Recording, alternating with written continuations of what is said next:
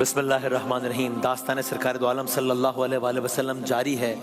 داستان یہاں تک پہنچی ہے کہ اعلان نبوت کے بعد مکے کی گلیاں اب وہ گلیاں نہیں رہیں، یہاں پر طنز ہیں، یہاں پر تانے ہیں، یہاں پر راہ میں کاٹے ہیں، یہاں پر تشدد ہے، یہاں پر شہادتیں ہیں۔ کل آپ نے اسلام کی پہلی شہادت سن لی، کل آپ نے تاریخ اسلام کی دوسری شہادت سن لی۔ آگے بڑھتے ہیں، تیزی سے سنیے تاکہ اس دور کا ہمیں اندازہ تو ہو کہ کیا کیا ہو رہا تھا۔ سنیے اس صحابی کا، اس ہستی کا واقعہ جن کا نام سب کو پتا ہے، جن کے نام سے بھی سب واقف ہیں، اور کم از کم ان کے بڑے عظیم کارنامے، ایک عظیم کام سے بھی سب واقف ہیں، کم از کم ایک سے، اور وہ کام کیا ہے؟ اذان۔ میں نے لفظ اذان کہا اور آپ سب سمجھ گیا کہ میں کن کی بات کر رہا ہوں۔ تو آپ سوچیں یہ بات کم ہے، یہ شرف کم ہے کہ ان کا تعارف ہی اذان بن گئی ہے۔ کیا کہنے سستی کے ہیں؟ عرش والے بھی سنتے تھے جن کو، کیا اذان تھی اذان بلالی۔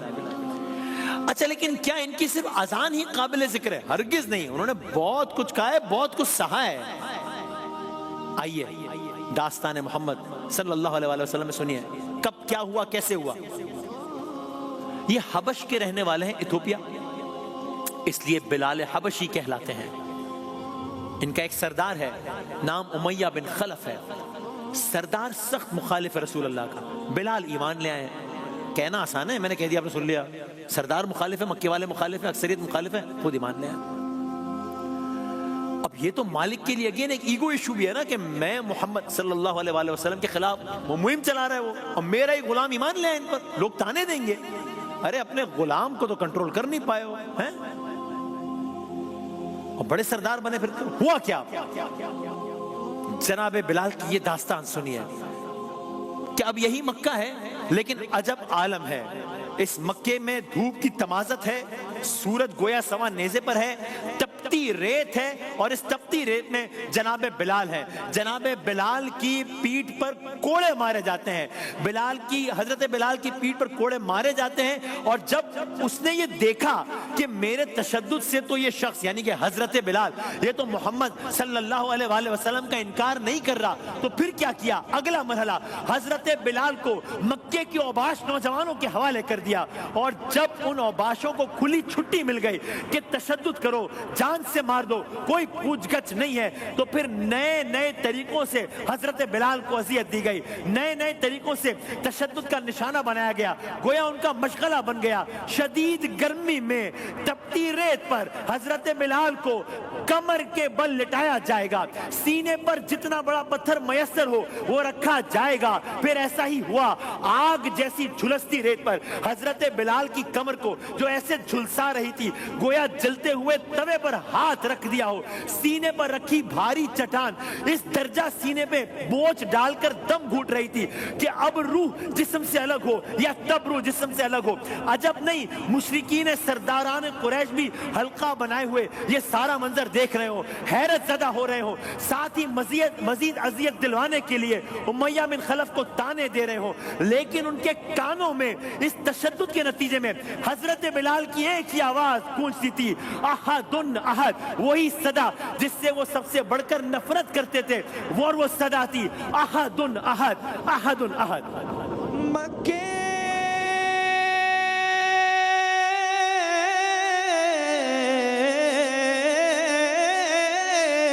کی تپتی ریت پر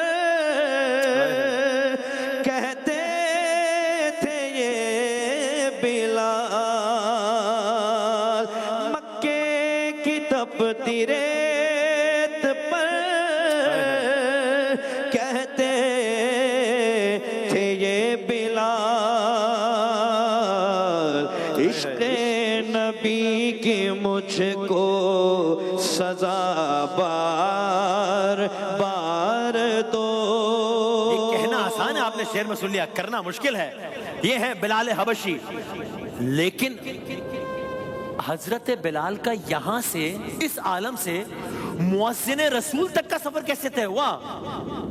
اب اب دیکھیے اللہ نے کیسے اس مظلوم غلام کی آواز کو اسلام کی پہچان بنا دیا. میں داستان کو فاسٹ فارورڈ کرتا ہوں. ایک وہ وقت تھا جس کا آپ نے بھی سنا, حضرت بلال پر ظلم کے پہاڑ اس طرح ٹوٹ رہے تھے. اب یہاں سے داستان آگے بڑھتی ہے. اب آ جائیے پوسٹ ہجرت مدینہ منورہ, مدینے کا دور آیا. اب مسجد نبوی ہے, اب یہ نیا ماحول ہے. مسجد نبوی بن گئی ہے, مسلمانوں کی جماعت بن گئی ہے, اذان کا نظام قائم ہوا ہے, اذان کے کلمات مقرر ہو گئے. سوال, یہ اعلان کون کرے گا؟ اذان کون دے گا؟ مجھے یقین ہے کہ سب کو انتظار ہوگا. ارے وہ کون خوش نصیب ہے جو نبی کریم صلی اللہ علیہ وآلہ وسلم کا انتخاب ہوگا. رسول اللہ نے بلال کو چن لیا, حضرت بلال رضی اللہ تعالی عنہ کو چن لیا. ہمارا مؤذن بلال ہوگا. یہ انتخاب معمولی انتخاب نہیں ہے. او بھائی, یہ اللہ کے یعنی ریپرزنٹیشن آف اسلام, یہ اللہ کے دین کا وہ اعزاز ہے جس کے لیے دنیا میں کوئی کاغذ, کوئی ڈگری, کوئی سفارش نہیں چلتی ہے. یہاں ایمان میں آ رہے, یہاں وفا دیکھی جاتی ہے. بھائی آپ امیجن تو کریں نا, اس لمحے کو محسوس کیجئے. حضرت بلال کھڑے ہیں, سینہ وہی ہے جس پر کبھی پتھر رکھا گیا تھا, کمر وہی ہے جس پر کل تک کوڑے برسائے جا رہے تھے. اور جب پہلی مرتبہ اسی سینہ مبارک سے, جب پہلی مرتبہ اسی زبان مبارک سے یہ صدا بلند ہوئی ہوگی, اللہ اکبر,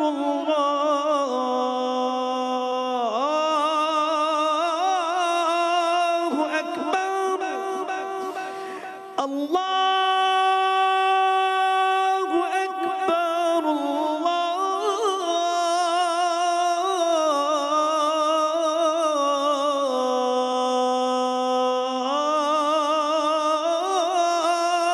اکبر, یہ صرف الفاظ نہیں ہیں بھائی, یہ مکے کی پتھروں پر لکھی ہوئی ایک مظلوم کی تاریخ ہے جو مدینے کی فضاؤں میں گونج رہی ہے.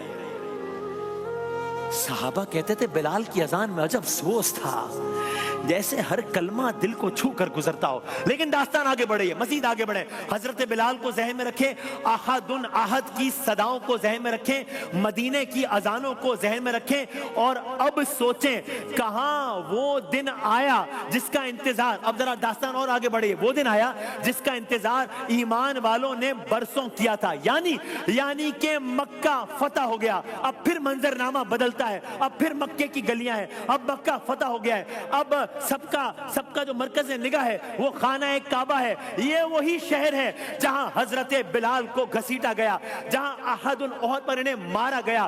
آج اسی شہر میں رسول اللہ فاتح بن کر داخل ہو رہے ہیں. مکے کی گلیاں خاموش ہیں, مکے کی فضائیں بدلی ہوئی ہیں, لوگوں کی آنکھوں کے سامنے ایک نیا مکہ ہے.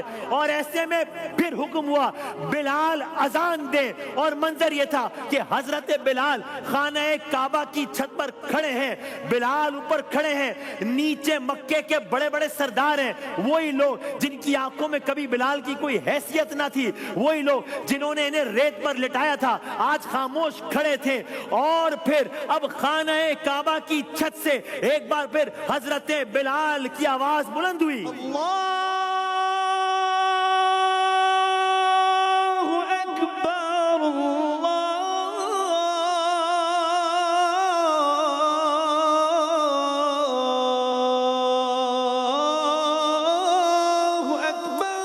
لیکن پھر آگے بڑھے ہیں.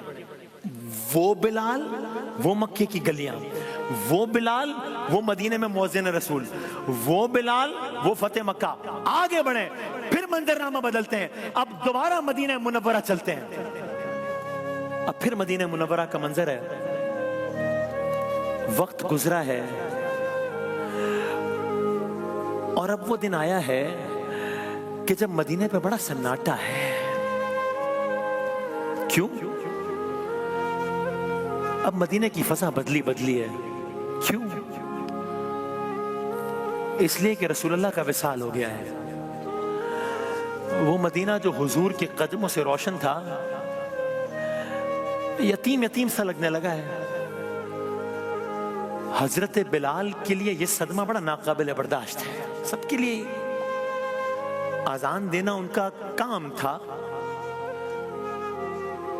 مگر اب ہر اذان انہیں رسول اللہ کی یاد دلاتی ہے. فدا کا بھی وہ امی یا رسول اللہ. اور پھر ایک دن ایسا آیا مدینہ منورہ کی ان اداس فضاؤں میں، جب حضرت بلال نے پھر اذان دی. مدینے کی فضاؤں میں ایک بار پھر حضرت بلال کی آواز میں صدائے اللہ اکبر گونجی. اشہد ان لا الہ الا اللہ،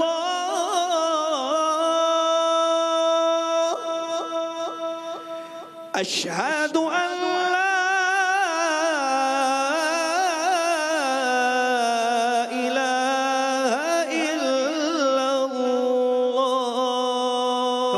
فضاؤں میں پھر صدائے اللہ اکبر گونجی. اذان آگے بڑھی اور بلال نے اشہد اللہ الہ الا اللہ کہا. اب جو اشہد اللہ الہ الا اللہ کہا دل لرز گئے، یہاں تک کہ اب وہ لمحہ آیا جو دلوں کو چیر دینے والا لمحہ تھا. بلال جب اذان کے اگلے جملے پر پہنچے ہیں، بس اب آواز بھرا گئی ہے، اب الفاظ گلے میں اٹک گئے ہیں، اب آنکھوں سے آنسو بہنے لگے ہیں، اب بلال رک گئے ہیں، اب مدینے میں رونا پھیل گیا ہے. جیسے ہر گھر سے سسکی کی آواز آتی ہے، لوگوں کو یوں لگا جیسے سرکار دو عالم صلی اللہ علیہ وآلہ وسلم ابھی دروازے سے تشریف لے آئیں گے. مگر پھر احساس ہوا اب وہ منظر کبھی واپس سے نہیں آئے گا. یہ وہ وقت تھا کہ جب اذان حضرت بلال سرکار دو عالم کے وصال کے بعد ان الفاظ پر پہنچی، صدا بلند ہوئی، اشہد ان محمد رسول اللہ،